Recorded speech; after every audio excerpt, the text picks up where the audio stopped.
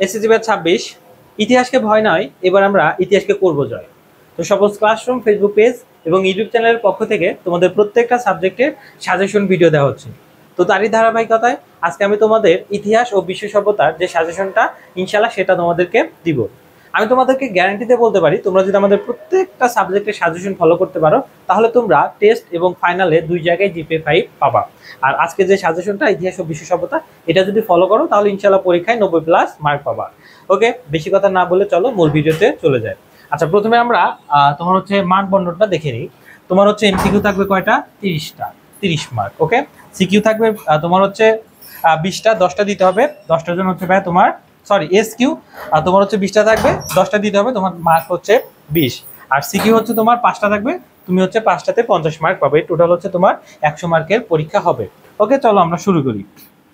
ওকে, এবার তো short syllabus. তো শর্ট সিলেবাসে তোমাদের যে অধ্যায়গুলো আছে সেটা হচ্ছে দ্বিতীয় অধ্যায়, চতুর্থ অধ্যায়, ষষ্ঠ অধ্যায়, অষ্টম অধ্যায়, নবম অধ্যায় এবং তোমার হচ্ছে 13 অধ্যায়। ঠিক আছে, এই 6টা অধ্যায় হচ্ছে তোমাদের পরীক্ষা হবে। ওকে, আমরা তাহলে সাজেশনের দিকে চলে যাই। যেগুলো ইম্পর্টেন্ট সেগুলোকে আমি একটু মার্ক করে দিব। দেখো, দ্বিতীয় অধ্যায় তোমার অনুধাবনমূলক প্রশ্নের জন্য যেগুলো খুবই গুরুত্বপূর্ণ সেটা হচ্ছে, দেখো 1 নম্বর বলছে রোমে প্রজাতন্ত্রের সূত্রপাত ঘটে কিভাবে। এটা খুব ইম্পর্টেন্ট, এটা মন দিয়ে ভালো করে পড়বা।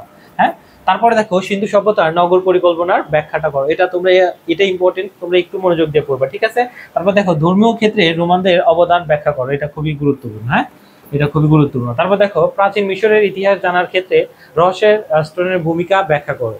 এটাও ইম্পর্টেন্ট, এটাও ভালোভাবে পড়তে হবে। ঠিক আছে, আচ্ছা, মিশরীয়দের অর্থনীতি কৃষির উপর নির্ভরশীল। এটা ভাই মোস্ট মোস্ট মোস্ট ইম্পর্টেন্ট।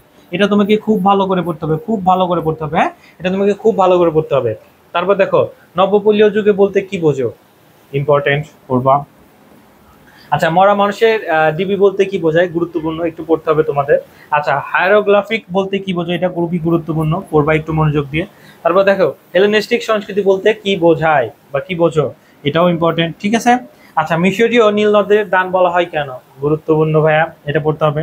দেখো আমি তোমাদের অনেকগুলো প্রশ্ন ছিল যার মধ্যে থেকে শর্ট করে নিয়ে আসছি, তার মধ্যে থেকে টুকটাক দেখা দিচ্ছি। দেখো সেলোনকেসের অর্থনৈতিক সংস্কার বলা হয় কেন, তারপরে দেখো প্রাচীন গ্রীসের শিক্ষা ব্যবস্থা কেমন ছিল ব্যাখ্যা করো, গুরুত্বপূর্ণ। ওকে, তারপর দেখো চিকিৎসা শাস্ত্রে মিশরীয়দের অবদান উল্লেখ করো, গুরুত্বপূর্ণ।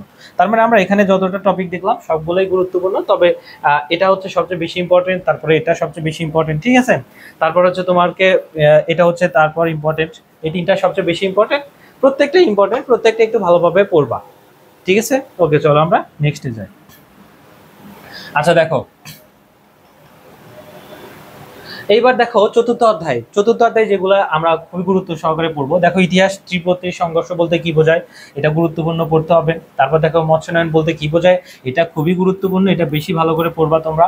তারপর দেখো শশাঙ্ককে কেন প্রাচীন বাংলার সার্বভৌম শাসক বলা হয়, এটা আরো গুরুত্বপূর্ণ, এটাও ভালোভাবে পড়বো। ওকে, তারপর দেখো কৈলিন্য প্রথা বলতে প্রবর্তনের ফলে হিন্দু সমাজে কি প্রভাব পরিলক্ষিত হয়েছিল ব্যাখ্যা করো, গুরুত্বপূর্ণ, পড়তে হবে। ঠিক আছে, আচ্ছা দেখো কৈলিন্য প্রথা বলতে কি বোঝায়, কৈলিন্য প্রথা বলতে কি বোঝো, গুরুত্বপূর্ণ, তোমাকে পড়তে হবে।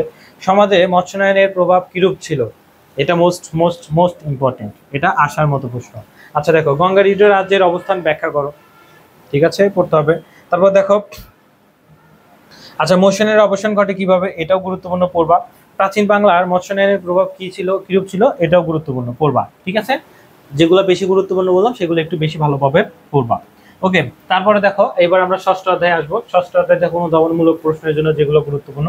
ইউস কলেজকে কোন সুশাসক বলা হয়, পড়তে হবে, গুরুত্বপূর্ণ। পৌরাণিক ধর্ম বলতে কি বোঝায়, পড়তে হবে, গুরুত্বপূর্ণ।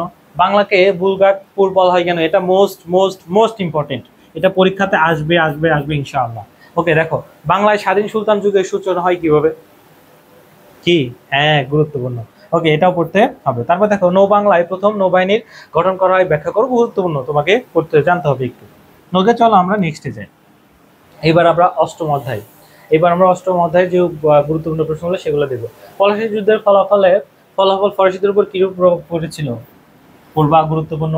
ইতিহাসে অন্ধকূপ হত্যা বলতে, এটা খুব খুব খুব খুব গুরুত্বপূর্ণ, এটা কি গুরুত্বপূর্ণ, খুব খুব খুব গুরুত্বপূর্ণ। ওকে, দৈত্য শাসন বলতে, এটা ভাই মোস্ট ইম্পর্টেন্ট, এটা আসবেই, এটা আসবে, দৈত্য শাসন। ওকে, তারপর দেখো দৈত্য শাসনের প্রবর্তনের কারণ কি ব্যাখ্যা করো, এটাও গুরুত্বপূর্ণ, আসবে। ওলন্দাজরা ভারতবর্ষে ত্যাগ করতে বাধ্য হয় কেন, গুরুত্বপূর্ণ ভাইয়া, পড়তে হবে। প্রাচীনকালে অনেকে এই অঞ্চলে বাণিজ্য করতে এসেছিল কেন, কেন, আর ইনশাআল্লাহ এটাও গুরুত্বপূর্ণ। ওকে দেখো, তারপর ৭৬-এর মন্বন্তর কি ব্যাখ্যা করো, গুরুত্বপূর্ণ।